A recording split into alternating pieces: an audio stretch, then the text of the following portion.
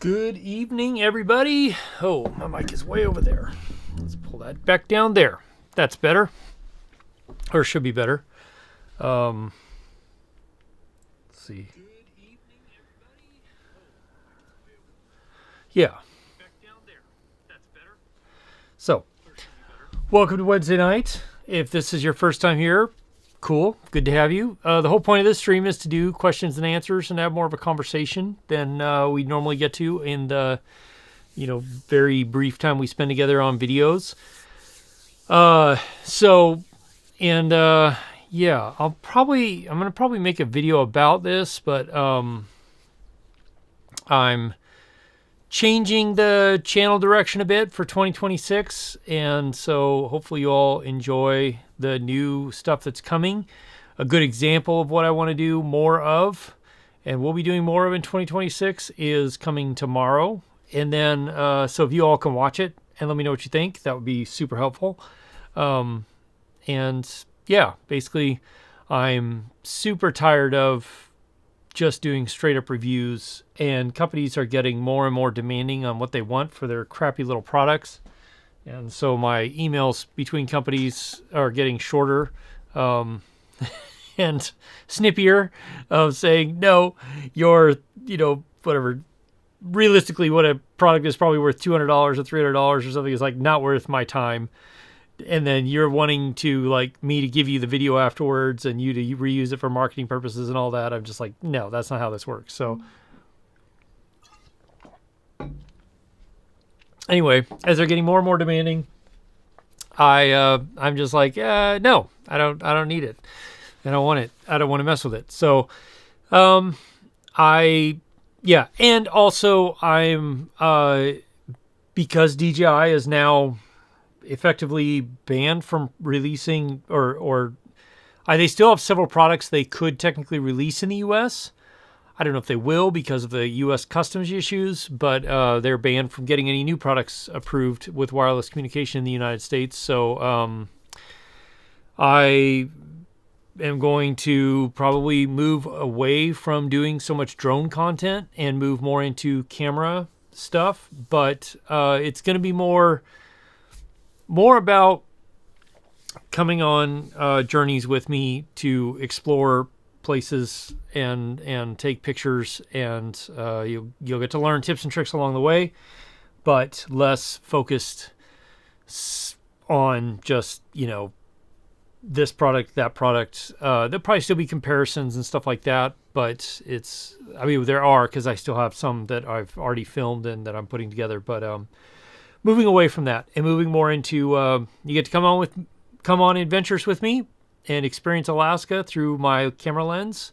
And in tomorrow's video, see me freeze at about 30 below zero to take some pretty freaking cool pictures.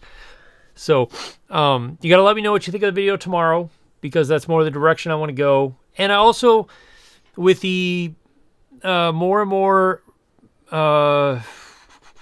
AI-driven stuff, is the nicest way I'm going to put it.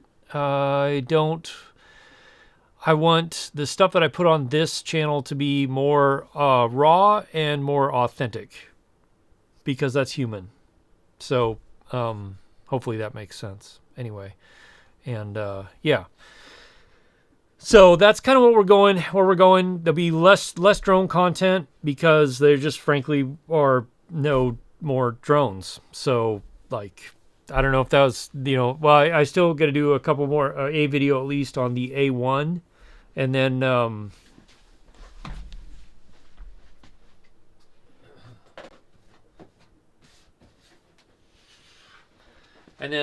I purchased this drone on the Kickstarter, the V-Copter Falcon Mini, just for the heck of it, like a year ago or 9 months ago, 10 months ago, something like that. It was a long time ago. It took a long time to get it, but it finally came in. So I might do something on that. I don't know. If I do, it'll probably just be part of another video. So yeah. And I could do have videos coming on the A7 IV, which is what I'm using right now. And then I have videos coming on the Canon C50, which is a fantastic camera. Super, super fun filming and shooting with that lately. So those videos will be coming, but yeah, I hope you enjoy the direction and the new stuff that's coming on this channel. And we'll see how you like it. Drones will still be a part of the channel in the sense that I use them to, tell the story, to help tell the story. And so, yeah, anyway. Yeah, ask questions in the chat. I'll do my best to answer it, and then we'll have a grand time here for 45 more minutes. Fuchs Technology, nice. Shutter Speed Ireland, Sergio, Jeff Hudson, Evolutionary Tom, Eddie Nunez. By the way, Eddie, not doing a Bada 360 review. And it's kind of one of my, I mean, like, I'll just be real with you guys. One of my biggest disappointments is that I never got to work with DJI in the way that I wanted to. And I don't know why. It's irritating as all get out that they just would not work with me on drones. And, at least the drones that I cared about. Now, they sent me the Mini 4K and the Flip, which are like, fine, whatever, but not the Air 3S, not the Mavic 4, not the Air 3. They've known about me for years, and so it's like, super disappointing. Whatever. 77 in San Antonio, nice. I think it's -2 right now. My house is gonna be -20 tonight. So, yay! But we did finally get like another 10 or 12 inches of snow yesterday, which is nice. Marco Island, Florida. Let's see. Johnny Drone Flyer, Eddie Nunez, Mark H. Hey. Hopefully you're doing okay down there in Minneapolis, Mark. See, there's lots of stuff going down there. Thank you. I appreciate that. If you like the video today, the comparison of the different follow drones, then cool. 25 degrees there in Ireland. Shutter speed. Stop it. Let's see. Jim Klugo, J Chill, Daniel Sullivan Photo. Good evening. Have drone will fly. Hi. I'm glad you made it, Jim. Jay Brooks. How's the rooftop tent working out? So it's off my car right now, just because it's extra weight, and I'm not going to use it when it's 30 or 40 below zero, which is basically what it's been everywhere I'm going. So anything like that, like I did put together a diesel heater, but then I've just ducked it into the car for the time that I'm out right now. So I'll be putting it back on March or so. And then, yes, it will definitely be part of the content. In fact, I'm going to bring my car in more in the content. So if you've noticed in a few videos, I show you the odometer reading. It's just kind of like, it's a subtle background ticker as I tick up toward 400 and then hopefully 500,000 miles on that 4Runner. So, yeah. The car is going to be a character in my videos, if that makes sense. Cozy Drone. Scott, I get in bed with Skydio. It's not just Skydio. It's not. So, transition to world news correspondence. Only January 7th. Tons of world events to cover. Yeah, right. Eddie, no kidding. Can you visit Mount Wrangell sometime? Very curious about that unique mountain. I would like to get over in that area. I haven't for a while, but I would like to. There's actually an old volcano trail that I want to go do, Skookum Volcano Trail, which I think it's super cool, the area. You can't do drones there because it's a national park, but there are some very cool places. So I'm hoping this summer I get to go over I can get over into that area. Another area I want to go this spring or summer is Kodiak, because wildlife in Kodiak is so cool, and I want to go down there and hang out with a friend and do some cool things. So did the DJI Bespoke, did the DJI ban happen? Yes, it has happened. So we don't get any new DJI products into the United States anymore. Yay, us. Chronic photography, does the sweet spot aperture depend on the max aperture of the lens or sensor size? Sweet spot, I assume you're talking about the drone where it's sweet spot, or it depends on the lens construction, and it depends on the yes, somewhat depends on the max aperture, but it also depends on the quality of the optics. Will all affect that. It doesn't necessarily have to do with sensor size. Yeah. Tom Morehouse. See, Crash Cartwright, thank you for the super chat. I appreciate that. Looking forward to the new direction. Do you have a quick question about drone review, though? Do you know if the Neo 2 requires transceiver module for FPV, or does it just improve connectivity? Oh, Crash, that's a great question. That is a fantastic question.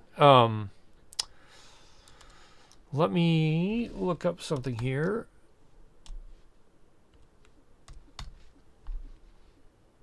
I have to change this to Canada.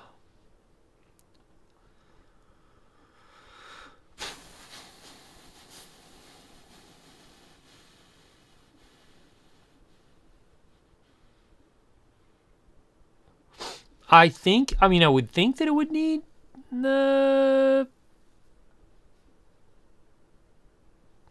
transceiver, being that everything else is kind of based on that. Yes, it does. So basically, if you're going to fly it with any remotes at all, like the RC2, the RCN3, or whatever that is, or the goggles and the I don't know what they're calling it, the fly stick thing, the RC Motion, then you need that digital transceiver. Otherwise, it's just a Wi-Fi base and you're only using your phone. Hopefully that helps. Yeah. Adrian from Los Angeles. Oh gosh, everywhere warm sounds lovely. Who's reviewing the Avata 360? I don't know. I'm not going to. Yeah, I don't see any reason to. Not just because it's. I mean, it's not that big a deal. I guess it's a little bit more of a hassle to get one into the United States. They're not banned here. They are approved for use here. So it just, but I don't know. It's not a drone I would use in everyday life or in, my work and stuff. At least I don't think so. I mean, now maybe something crazy will come out about it and I'll end up getting one, but I kind of doubt it at this point. Thanks, Eddie. I appreciate the compliment. Because my Alaska footage would put all the creators to shame. I just don't understand. Like, they're sending creators all over the world to all these different places, and I'm like, I'm right here, and I, for years have been putting out Alaska content that's, I think it's pretty good. But no, they're sending them. I've seen where they're sending them and who they're sending them to. Anyway. Joni, nice. 04 air unit. Nice. Good. Nice. When's the best time to visit Alaska? Think about visiting for your 40th birthday. So I think like mid-June is probably primo, like summer up here. Mid to late June. Like mid to late September is generally like beautiful fall. So, but yeah, I would say mid to second 2 weeks of June, middle 2 weeks of September are probably, or first 3 weeks of September, probably your best bets.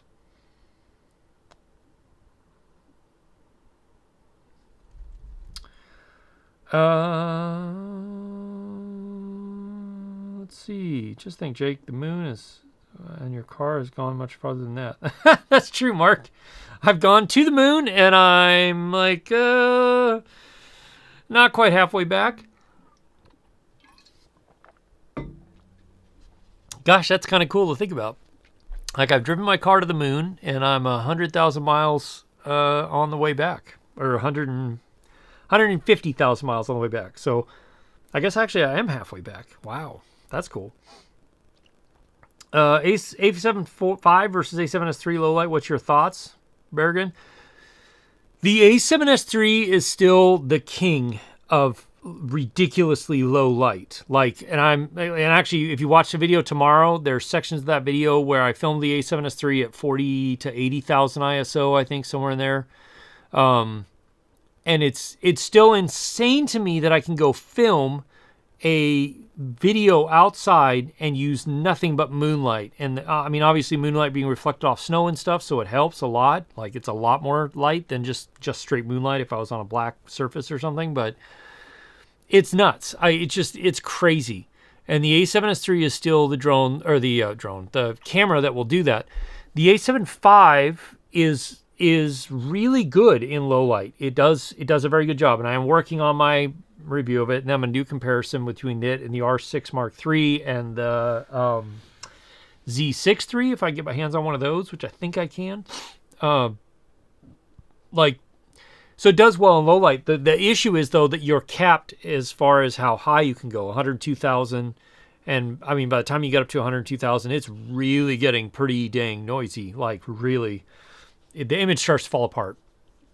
Where the A7 III, like, it's noisy. It's noisy as all get out. But still, like, you're shooting at 80,000 ISO, and it's not unusable, which is wild. So, yeah. You still need to get an ADAC. Oh, Evolutionary Tom, ADAC is on my list. That is on my list for sure.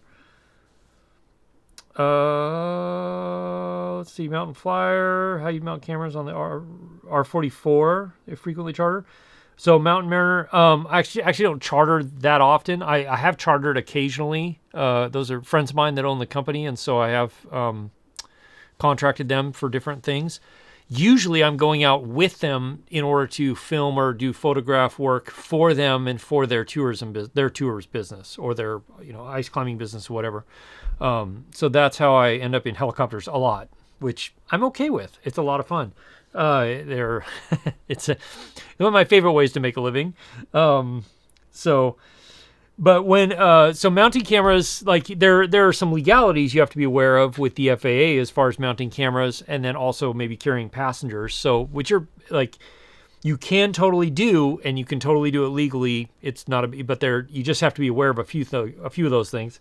But you can mount them on the stinger, which is the rod of metal that comes down below the tail rotor to help if you're coming in for an auto rotation and you do a really hard flare, it helps to keep the tail from the tail rotor from impacting the ground. Ideally is what it's supposed to be there for, partly.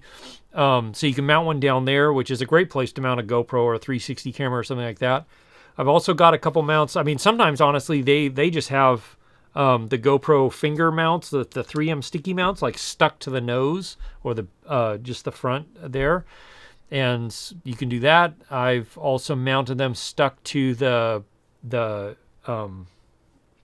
what's a horizontal stabilizer. That's not the word for it, but there's the short horizontal stabilizer that comes off the side of some helicopters, not generally a 44, just because of where it's positioned in relation to the tail rotor.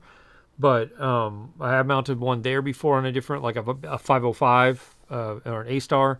And then sometimes, too, I've clamped them to the outside of, like, the strut that goes down for the skid. And I've got different size clamps that all, like, clamp onto those specific tubes specifically. Yeah. If that makes sense. So that. And then for inside, I like using 360 cameras. Like you can clamp them up on the roof or suction cup them to the windows. There's a lot of places inside you can stick them, which it's kind of fun too to get that. So, yeah. Mountain Mariner. Are you a helicopter pilot? You fly like Mariner 1s or, 44s? Anyway. Mic 2, Mic 3. So Mic 2 if you want to use lapels and like a little more professional. Mic 3 if you want the simplicity of like a Mic Mini with the 32-bit float, which is what I would probably get in your case, because I think you could just tuck it into the helmet somewhere. But a Mic 2, because they're much smaller. A Mic 2 if you want to use a lapel. That's a little different. It's a little bit more work, so I would probably go with the Mic 3 personally. Freezing 60 chronic photography. Oh, cry me a river. Just a few days ago when I was putting together this video, I was 106 degrees colder than you are. To put things in perspective. Chuck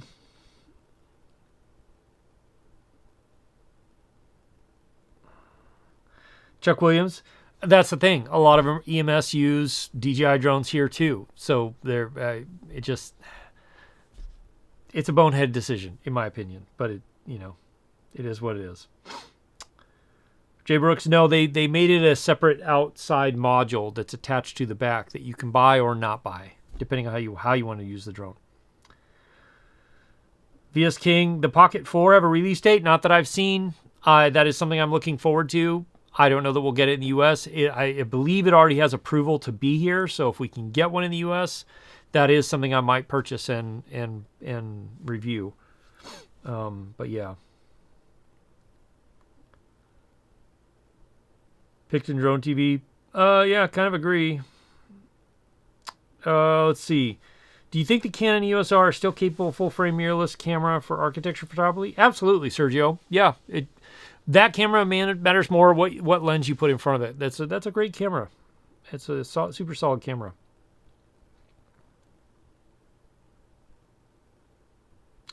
Why does almost everyone get upset because you got to fly a drone with a phone or tablet instead of RC with a built-in screen? I don't know, Hobby. Hobby Howie. It's just preference, I guess. For me, I like the ones with the built-in screens, but other people actually prefer using their phone on a controller and stuff. Drone shots. This camera is the Canon C50, which I'll have some videos coming about pretty soon. That's my R5 Mark II over there, back there by the Emmy. And yeah, I'm doing this stream right now on the Sony A7 IV. So the Sony A7 IV and the C50 were both purchased by me toward the end of the year, partly because the businesses need a little bit more write-off, and also because Well, they're cameras that piqued my interest for sure. This one specifically because I can put this on a cine lifter and fly it, and it has gyro data included now, which is super useful. Yeah. Kayak Medic, switch to the GoPro 10 to Insta360, Ace Pro 2, and X5. Wow, what a difference. Thanks for the reviews. You're welcome, Kayak Medic. I'm glad to hear that was good. That is quite an upgrade from the GoPro Hero 10 to the Ace Pro 2 and X5. That's a huge upgrade. I know I've asked you this before. Do you kayak? I'm positive I asked you this before. Mountain Mariner, let's see, what, Bradford, is it true there's an ongoing ski resort upcoming ski resort east of Valdez?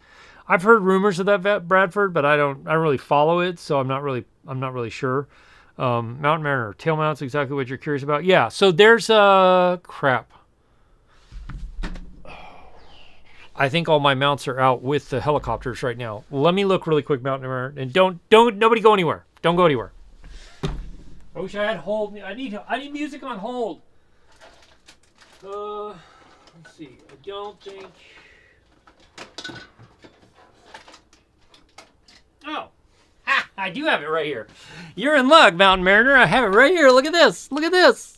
Anyway, so this is one of the mounts that I use on the Stingers. So it's got different pieces of rubber, so you can fit it on like a 44 and a 66. I haven't tried it on a 22. It has a lock mechanism with a little, you can wire it shut for safety. And then this bit here can be kind of like clamped down, and it has the little GoPro fingers on the bottom. So this works great for Stingers. Now, what I was hoping is that there was a brand name on this, and there isn't. Who doesn't put their brand name on something? Anyway, okay, good. I wish I could remember the name. There's a company. Hold on.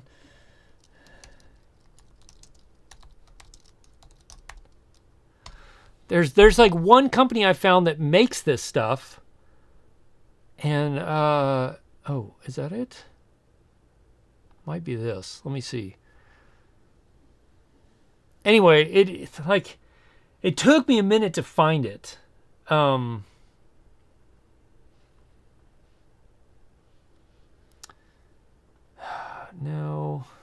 I don't think this is it. That's definitely not it. Crap.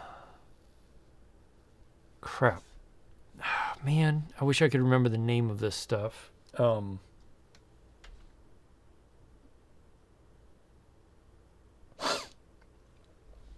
I safety wire it? Honestly, no. I mean, this has little like cotter pins that come with it, and it's mostly just to keep it from like, I think, accidentally coming off. It's, it's the Stinger is below the tail rotor, so if this does come off, it's going to go back and down. It's going to be going away from the tail rotor immediately. And so I've never worried about it. The pilots I fly with have never worried about it. It's just, yeah. Now, Lee, on the 505, she has something different. I don't remember what her mount is, but it's not the same as this. Oh, that broke. Oh, dang. Anyway, but yeah, if somebody was nervous about it, you could like safety wire it shut. I mean, that's essentially what the cotter pin is doing already. But then this, it's essentially, so, the back of a Robinson is a lot of vibrations going on back there, so that nothing like works loose as you're going is essentially what it's for.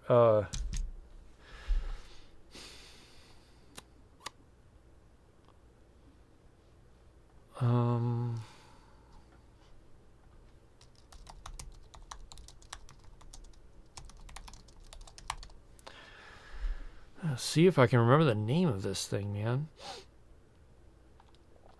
Of course, you look up helicopter camera mount, and everything that pops up is like GSS and like very, very, expensive camera mounts built for filming stuff. Oh, man. Not that. This isn't it either. I'll see if I can find. Yeah, that's not it. I'll see if I can find it for a minute longer, and then we'll move on. Yeah, that's not it either. Of course, that's not it either. Why would it be that?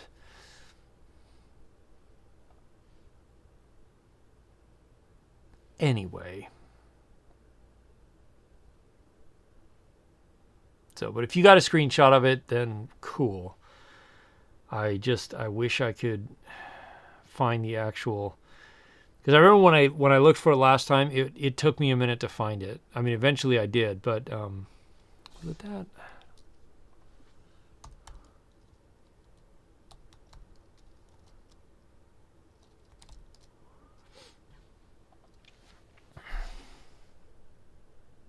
Oh, this might be it. This might be it.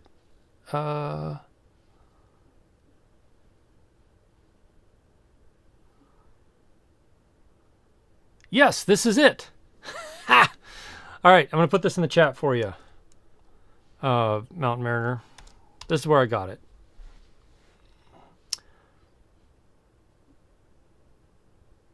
Or I got some of them anyway. But yeah.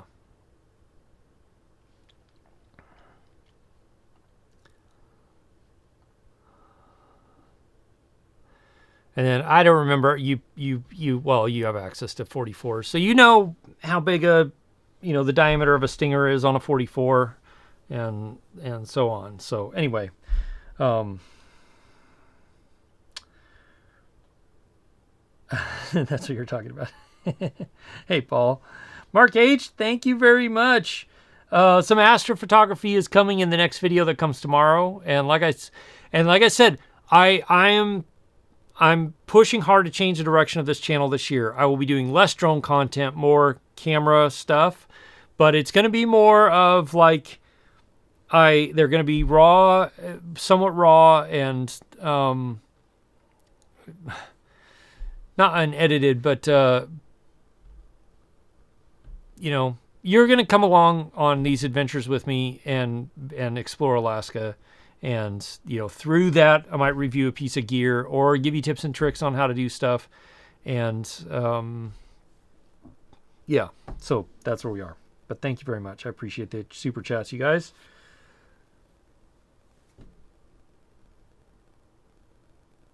Oh, Jim, you beat me to it just like that. Can I do a video on shooting Northern Lights on action cameras? Yes, very cinema verite, Mark, very cinema verite. I like for action cameras, it's pretty limited what you can do. You pretty much just have to do a time-lapse mode and do that. That's, yeah, the couple of action cameras that I've done that on, that's pretty much the only options you have is to do a do a time-lapse mode. Sometimes they have a night time-lapse mode, star sky, star time-lapse mode or something like that, depending on the action camera, and do it. Preston, behind the scenes versus structured? Yes. So tomorrow's video, which actually Preston was there for, will be a good example of kind of the direction I'm headed. Maybe not quite the production quality that's on tomorrow's video, but I could spend some time on it because it is a sponsored video. And yeah, anyway, so yeah, Preston, hopefully you enjoy the video. I should have probably shouted you out or something, because Preston actually met me and we hiked out to this place together in the very cold temperatures, and it was super fun. But it was quite cold. So, but Mountain Mariner, yeah, I mean, I could try. Wait, where did you say? Did you say where you fly? Are you? No, I mean Mountain Mariner. I assume you're in the mountains somewhere. Oops.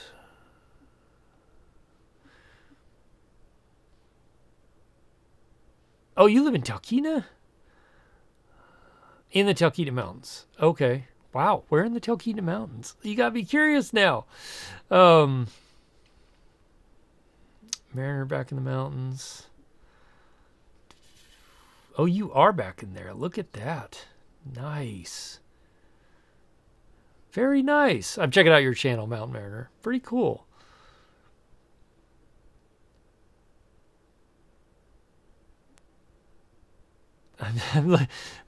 It's terrible, but like I'm just looking at your thumbnails, trying to see if I can tell about where you are, because I've been a few places in the Talkeetna Mountains, quite a few places. So when I was younger and living in Talkeetna, my buddy had a PA 11, and we used to go put on skis and then just go fly around and land in all the lakes we could find up in the Talkeetna Mountains, and it was super fun. So, yeah.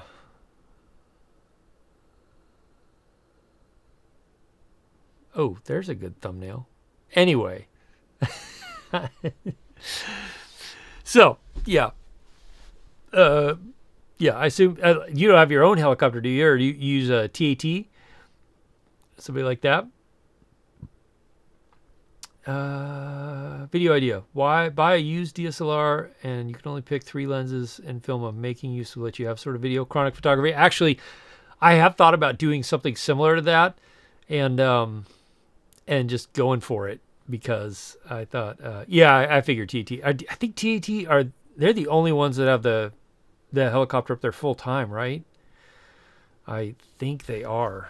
I remember it's wild. I used to know everybody, because I dispatched for K2 Aviation for years back when the Auchinix owned it, and then right when Russ bought it, and for the first few years Russ bought it or owned it, I worked for Suzanne. So of course I knew everybody at TAT and Geating, and it is a small community. So anyway, it's wild to look and see how big the K2 and TAT have got. They are much larger operations now. So, let's see.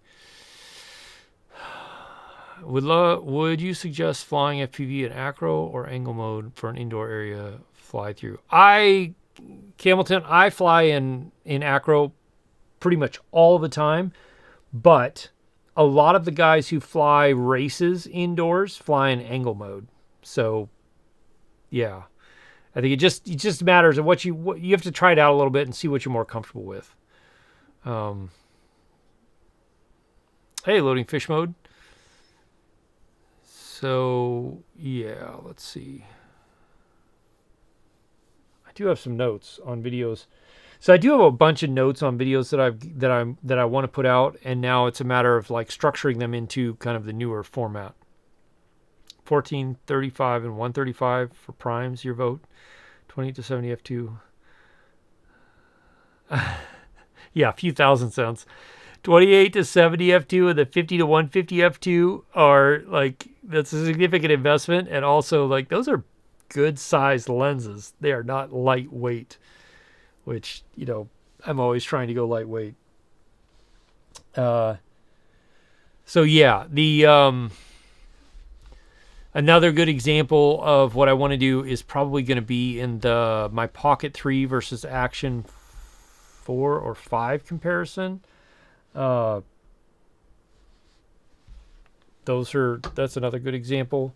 So, yeah. Tesla Prince, how are the snow levels up there? Northern BC is horrible. Deep snow, no base, so you sink to your hips. Tesla Prince, so it has been incredibly cold and dry here in Alaska in general. It's been very cold and very dry. Yesterday, we got 12 inches of snow. We set a new record for the amount of snowfall in a single day. It was still only single-digit temperatures, so it's super light and fluffy. There's not really much to it, and that's the case everywhere. In places that did get a lot of snow also got a lot of wind, so all the wind blew basically all the snow away. It's kind of a rough year for snow machine riders and for like backcountry skiing. It's a little rough. Suggestions for a backpack for carrying your Mavic 4 Pro with other camera gear. Mark. So I am a big fan of the Shimoda backpacks now. I've been using them for a couple years now, and I'm really happy with them, and I keep adding different versions of the various backpacks to my list. So I would say the Shimoda 30 liter, either the Explorer, which would probably be kind of the direction you want to go, Explorer, or the Action. But I would probably go with the Explorer there. Nanic 35 liter is great. There you go, King Hamilton. That's a good suggestion too. I haven't used that backpack personally, but I'm sure it's fantastic. So yeah, that's what I would do. Either Shimoda 30 liter. I don't think they make a 35 liter, but something in that range, and then Explorer 30 would be a good one. So yeah. So tomorrow's video is way more story driven. Not necessarily review, but definitely testing the limits of camera from OM Systems, the OM1 Mark II.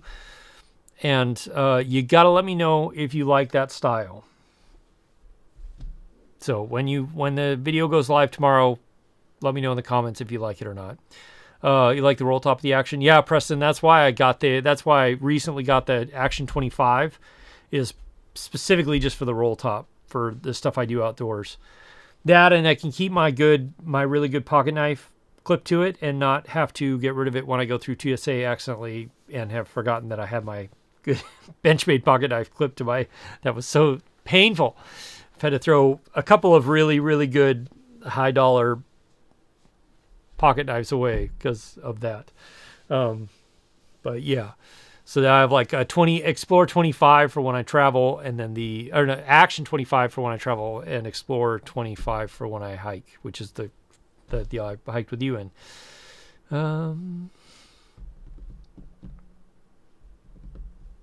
Test the prints. Yeah, that's not a bad idea. I can make a poll after the video is live and make a post about it.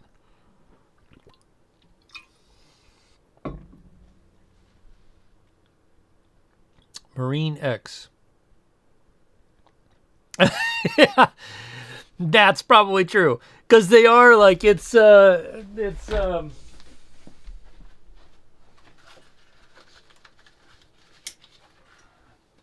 I mean, when I bought it years ago, it was a $250 knife, but it's a Benchmade, just a really nice everyday carry Benchmade. It's really well built. It's got really good steel, and my favorite thing is that it just has a nice quick open for when I'm out there. Yeah. Anyway, it was painful both times. So, oh,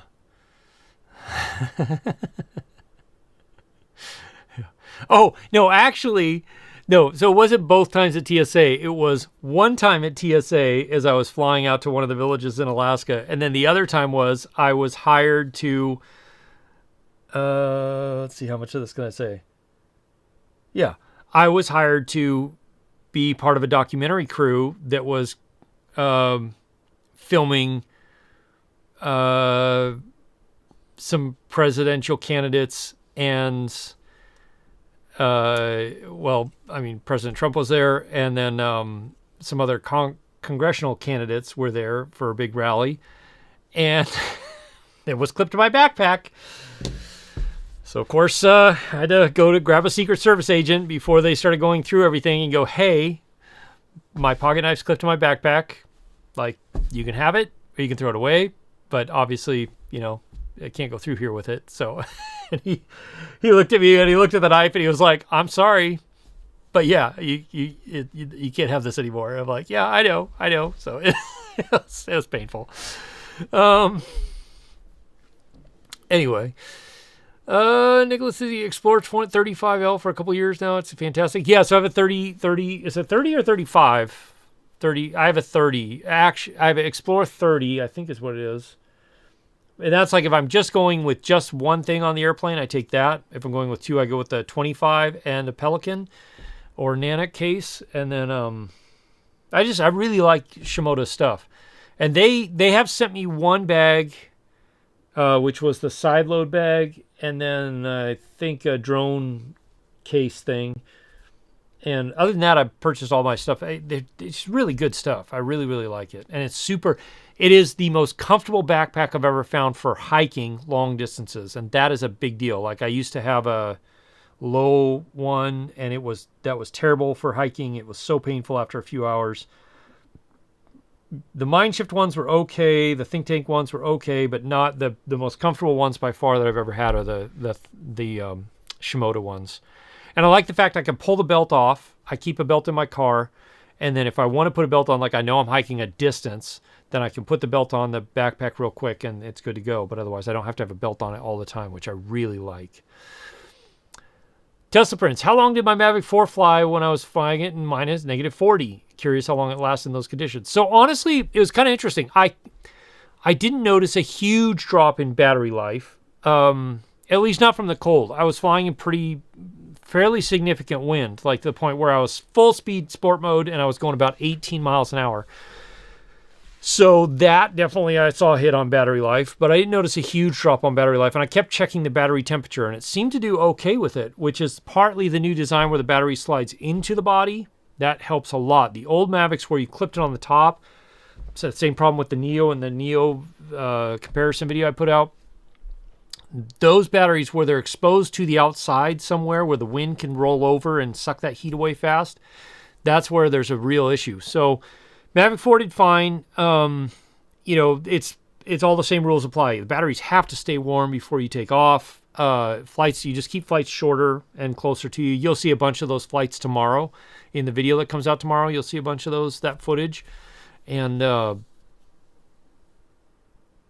so it's there, but it did really well.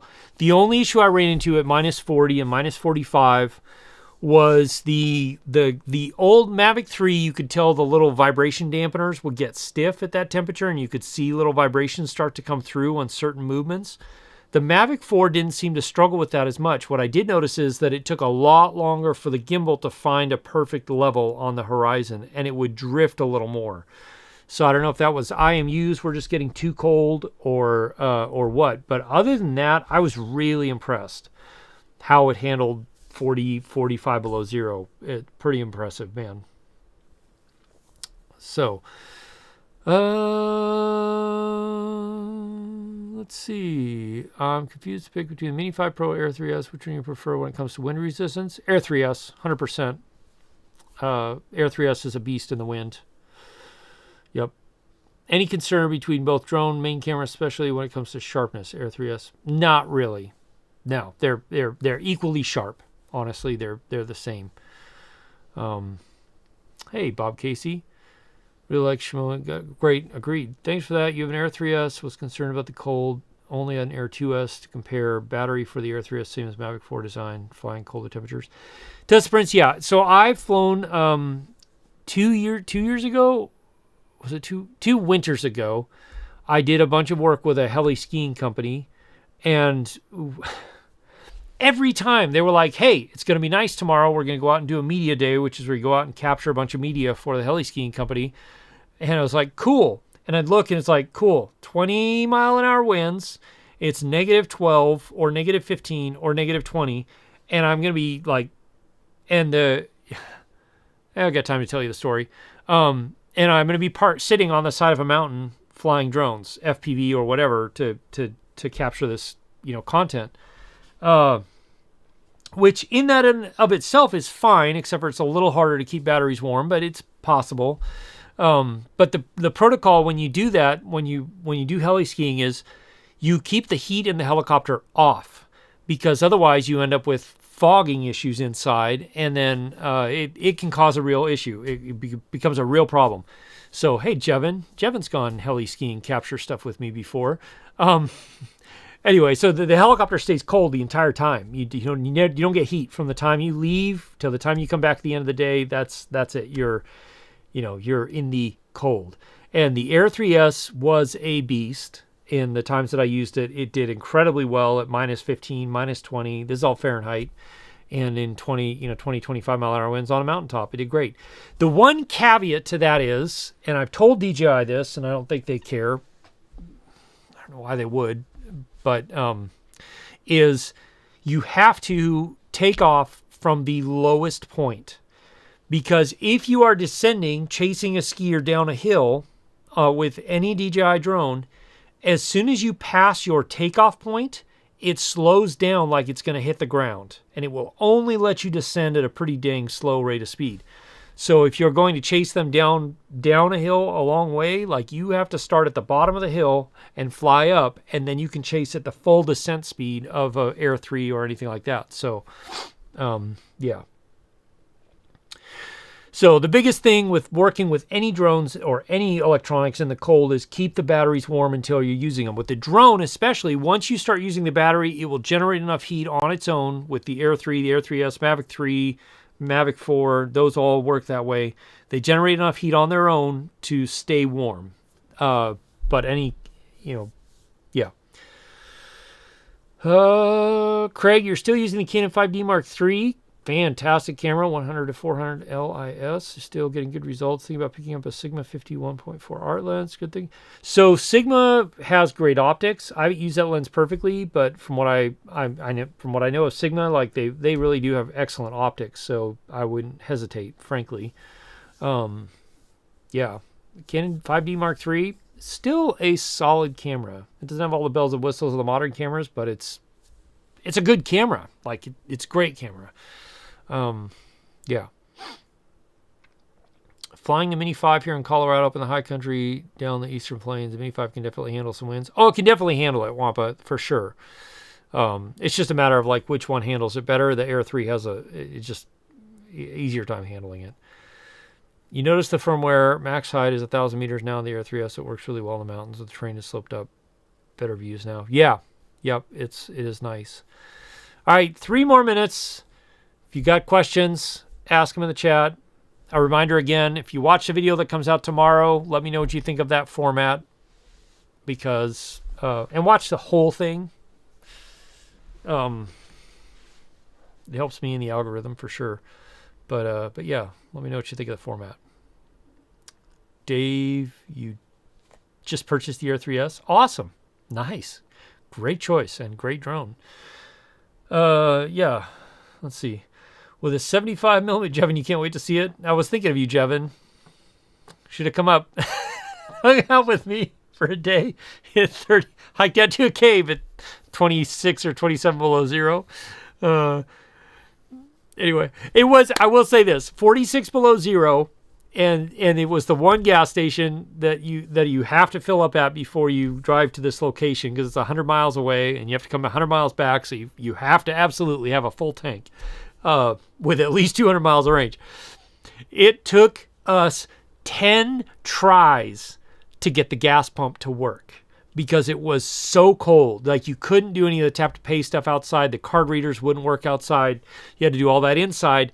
But then even after getting all that squared away, the gas pump would just it was struggling. It took me 10 tries to finally get it. I did film a lot of that, but yeah. I didn't film all of the parts about like the gas pump not working because I was in such a hurry, but I did film a little piece of it. It was the first time I've ever been in the area where it was. I mean, I've been colder than that, but it's those areas that are colder than that generally are prepped for that. It was brutal cold. Chronic photography with a 75 millimeter lens, no IBIS. What's the slowest shutter speed you recommend? Ooh, for photos? How steady are your hands? like you better have pretty dang steady hands, man. I don't know. Maybe I think you probably if you can hold it steady enough, I would think you could probably get down to like maybe 1/20th, or maybe 1/15 ish. Probably. Did they press it? I was wondering when you came through because Delta was the same. Like it was freezing cold too, and I was like, yeah. It just, oh my gosh, it was so cold. Sony bridge camera RX10. I used to have an RX10. It's all right. I mean, it's a good little camera for what it is. Wait, did I have an RX10? Which one did I have?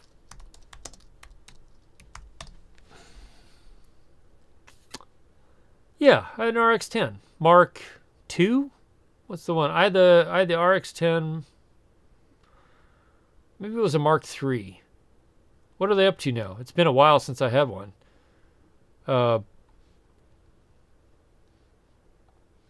What, or maybe an RX-10 Mark IV. Oh, they don't even have them on B&H anymore. I mean, it was an okay camera. I prefer cameras with interchangeable lenses now, but yeah, I guess I did have an RX-10 Mark IV for a bit. It was interesting. It was a good. I mean, it was a solid little camera. I say little. It wasn't that little actually, but yeah. Look at the Mark III. How much are you looking at spending there? Big P's Outdoors. I mean, honestly, I think probably. Yeah, Preston. The RX-10 has like a built-in 25x zoom, so it's like a 24 millimeter to like 1,000 millimeter or something like that thing, and 700. I mean, for $700,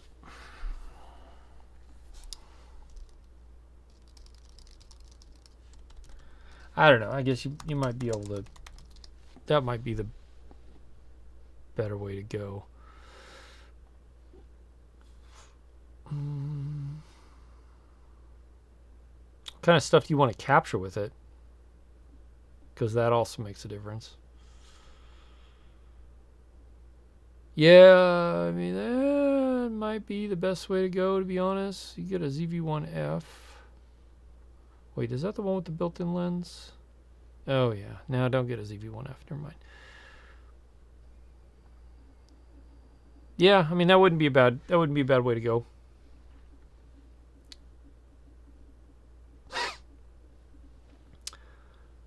A used A7 IV and Telly he couldn't get for that price. General Travel.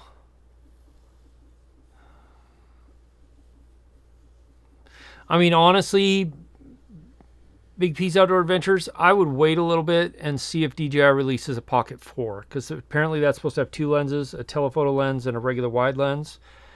And like most of the videos you've seen on this channel in the last year and a half have been filmed with the Pocket 3. It's a really ridiculously solid little travel camera. So either, yeah, maybe, honestly, that's what I would do. In fact, I'm going to be putting a Pocket 3 up for sale on eBay pretty soon. So anyway. Oh, it's 5:04.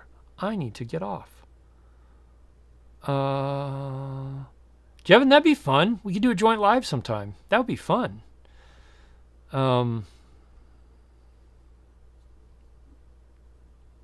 Yeah, you bet. The other reason I would say, like, look at a Pocket 3 or Pocket 4 if you want to save a little bit of money, the extra one. Well, not the extra. Never mind. Pocket 3 or Pocket 4 is you can get a DJI Mic Mini or Mic 2 or Mic 3 and direct connect it to the Pocket. And that is unbelievably great for good audio. Yeah, they do. And honestly, it's the same sensor as an RX-10. But it's much newer and better tuned. So anyway, yeah. Yeah, and if anybody wants to watch a great video about, actually, I'm going to do this real quick, about the DJI ban in the United States. Jevin put out, I think, one of the clearest videos about it. Let's see if I can find it here. There it is. So you want to go and learn about what the deal is now with the DJI ban, go watch Jevin's video. I just put it in the chat. It is, I think, probably one of the clearest and most accurate assessments of where drone, and not just DJI, but like drone related stuff, but definitely DJI products in the United States is at the moment, which is not great. So I'm just assuming I probably won't ever do anything with DJI again. Which is, I don't know. It's frustrating to me because I never got to work with DJI in the way I wanted to with drone products. I do appreciate their other products, and I've appreciated the opportunity to work with them on those products, but it's frustrating that they never worked with me,